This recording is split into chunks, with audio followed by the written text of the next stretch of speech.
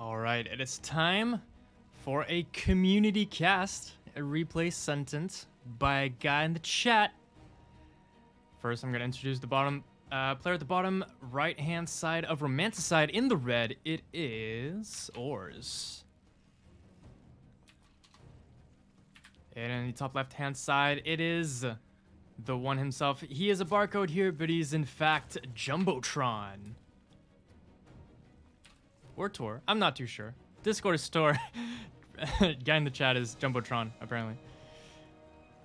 He might have a stream as well. It is Jumbotron's stream in the chat, so we'll see.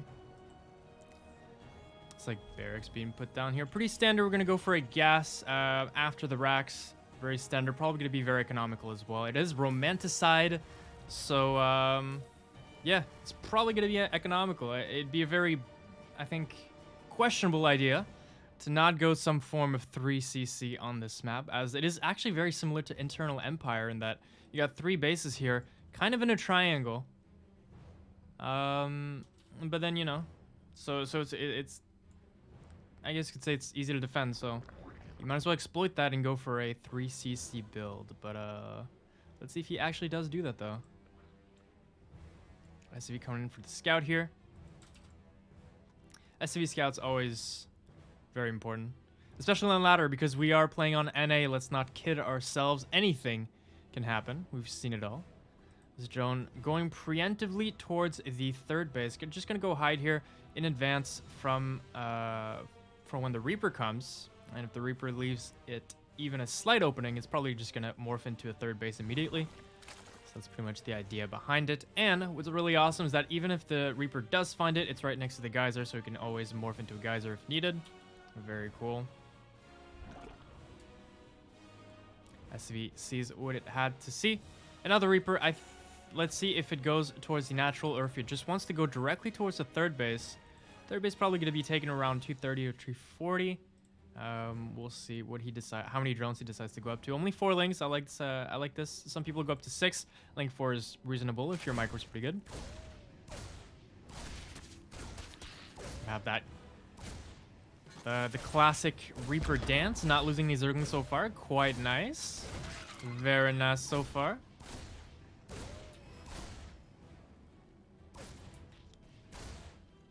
Okay, and unfortunately that drone does go down. You could see that Jumbotron was trying to make a Spore Crawler there.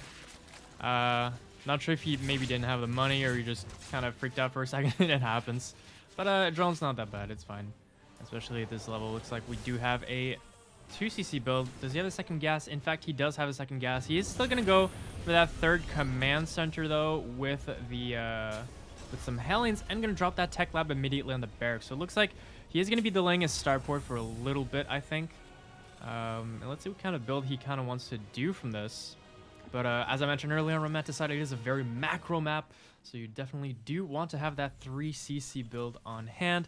Pretty much same thing for the Zerg player. Looks like Hatcher's pretty much already done at 330. Probably going to go up to 7 queens, or 6 or 7 queens, probably. The always question that's on my mind is he going to be able to start the upgrades faster than Terran? If so, then the 2-2 layer timing will be very, very strong. Looks like the Reaper might go down. Yes, it does, in fact. But the Hellions come in to try and save it, but not in time, unfortunately. Might find some Zerglings, though. Gonna find 2 Zerglings right away. And Stim is on the way for the Terran player. No starport just yet. Just a third command center and some more Hellions as well. Baneling Nest is on the way. He's smelling something maybe a little bit fishy. It is the regular, you know, timing for the Baneling Nest, but you know, with the Hellions and stuff like that, you never know really if it's going to be a Hellbat push or anything like that. So it's just a safe precaution. You see from the Zerg's perspective, all we see really is the number of Hellions. So just based on that, we just have to prepare for Hellbats just in case. So just a 4-minute Baneling Nest, way good enough. Looks like the Queens are staying up here at the top of the ramp. Not gonna let them pass. Nope. That's 4 Gandalfs right there and one bridge, I guess. I don't know if that analogy made sense, but whatever. 20 Lings on the way. Looks like he is going to go for a burst of Lings right now, right after hitting that 42 worker mark. Maybe we're going to want to try and surround all of these Hellions, or maybe go for a massive counterattack. Who knows? But yeah, there's not a lot of entry points here to the third base, which is why it's very easy to defend this. He's going to take care of all the creep, but I mean, it is energy for actual units, so I'm not a big fan of that trade at all. And in fact, this time he's kind of cornered himself into at the back of the rocks here, so not a big fan so far of that trade. Looks like the upgrades are in fact earlier for the Terran player, so 2-2 might be a problem later on. Oh, that's a good catch. And all the Hellions are going to go down from that. And you love being in this position as Zerg, because that means you can just press down that drone button and you still have that healthy army just in case. The Overlord is still here to help spot what is up with the front. And we know that, in fact, there isn't actually that many units right now. 300 queens on the way. If you look at the units tab, we've got 6 queens already, but he's making 3 more, going up to 9 queens. It's pretty, it's a lot of queens, but we love them queens, you know what I mean? So it's good. He is good. And the question is, what is going to be his tech of choice? Are we going to go Hydras? Or are we going to go for a Spire? Or even if you're a degenerate, you go for Hive directly into Fast Ultras. I mean, some people stay on Ling Bane for a very long time, but I mean, it doesn't... If your opponent is really good with drops and multitasking, then pure Ling Bane is a little bit difficult sometimes. Looks like he is going to go for that degenerate route, where he's probably just going to go straight into Hive. And just a lot of upgrades. Just going to stay on that Ling Bane force on the ground. And you're going to be breaking down those rocks as he's setting up for 4th base right here. So he wants to open up the terrain so that fights will be easier to take.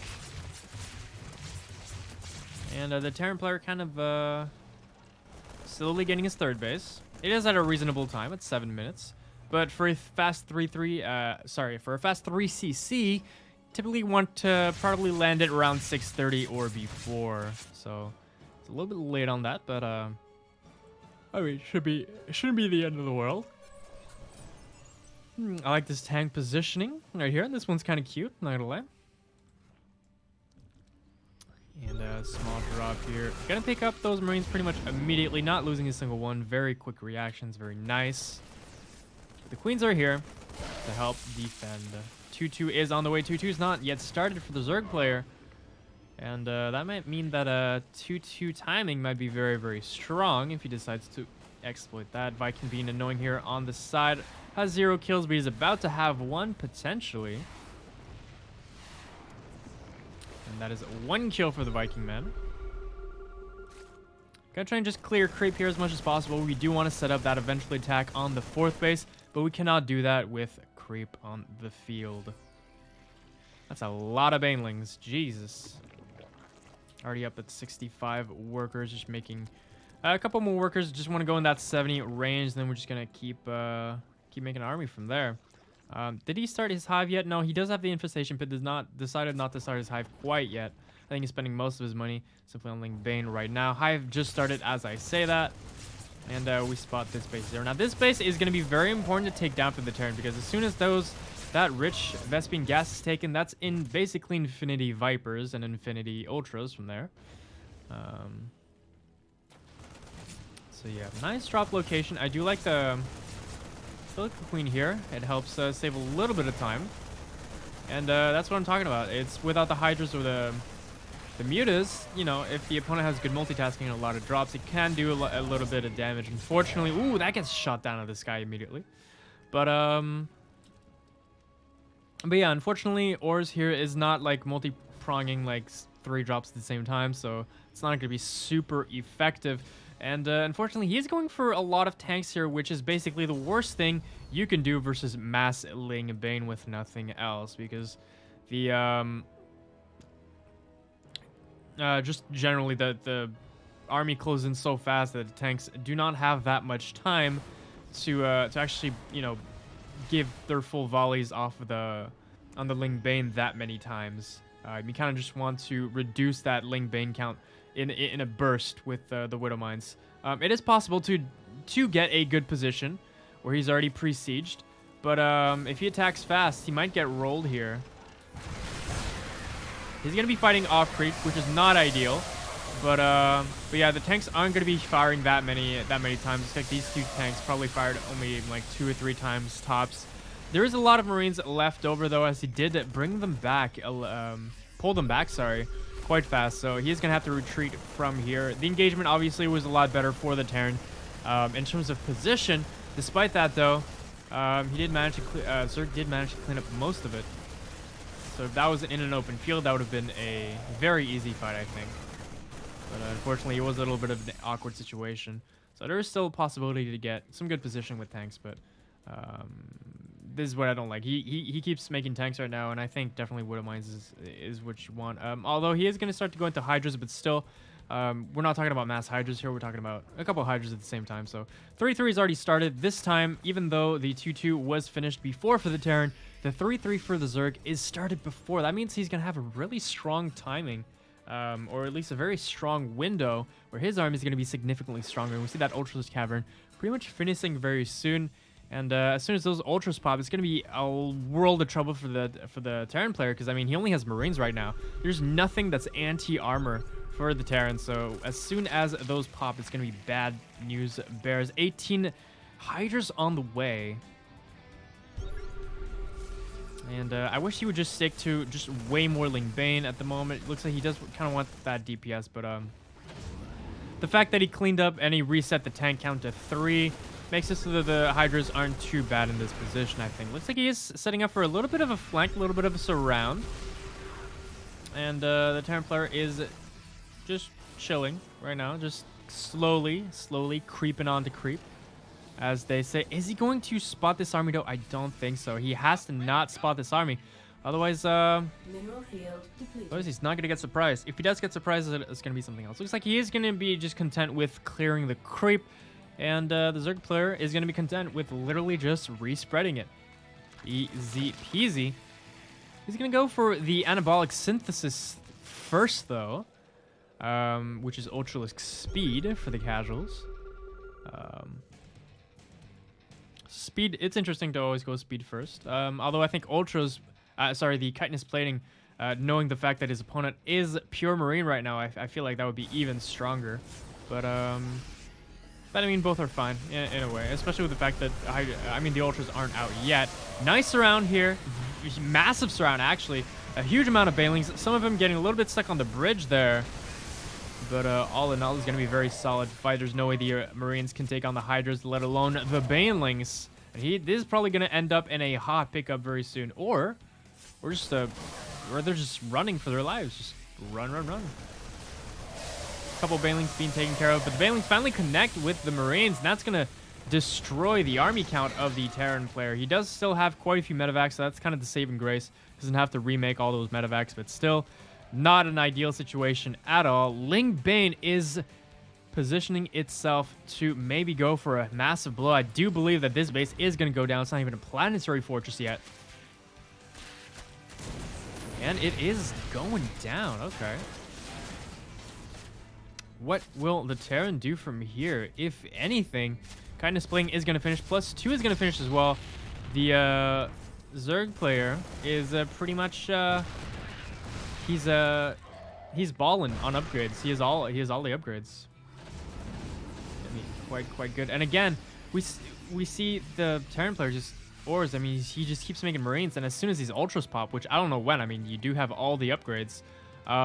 Those are gonna hurt immensely. In fact, I think as soon as the ultras pop, it's pretty much an instant GG, honestly. But looks like he is gonna just try and go for a double draw. Try and stall for some time. In fact, the 4th base did get killed. So he's pretty much all in at this point. Does he have any more tech labs, though? Yeah, he does have the barracks count. He just doesn't have the tech lab. And, I mean, this army is just going to get absolutely stomped by jumbotron here. Going to lose all the medevacs this time. Not even any micro. This is going to be the most cost-efficient trade possible. Double drop is doing some damage, but spine crawlers are slowing that down significantly. Not even any... Okay, he's starting to rotate into Widow Mines, maybe, possibly. He might take this base down, though. But as we mentioned earlier, this base is the most important. Get to put up like 3 spines here plus plus some drones on gas. Sorry, I just blanked out there for a second. Still opting to go for Hydras, despite the fact that, you know, there are a lot of rings. But I mean, it's up to him. It's been working so far, and at least he'll always have that, you know, those ultras at the in his back pocket just in case. He does have a massive bank, so I'm not too worried at all. And the Terran is in deep shit, let's just say. Damn, that's a lot of Hydralisks. These Spinecrows are like, we're out of here. That's a lot of larvae here. Damn. Gonna be opting to simply take the base on the opposite side of the map where the drop is. And I mean, Terran, what is he supposed to do here? He doesn't even have a fourth base yet. In fact, he's lifting his orbital command. Yikes. That's when you know you're in trouble. So in your fourth base is not only an orbital command, but it's also your lifted main base. And we're going to go probably for a massive attack here. The thing is, with an orbital command, this is definitely not the base to take. If you had a planetary fortress, this would be amazing in this position. For an orbital command, I would have much rather had in the bottom middle position instead. It would be much easier to defend, I think. Unfortunately, he's kind of tunnel visioned on this being the fourth base no matter what. And Ultra's finally on their way, just 2. Being conservative. All right. Being conservative. Going to be opening up this side of the map just like his own to be able to do one massive attack. I don't know if he's actually going to go for it, though. There are quite a few tanks. There's 6 tanks here.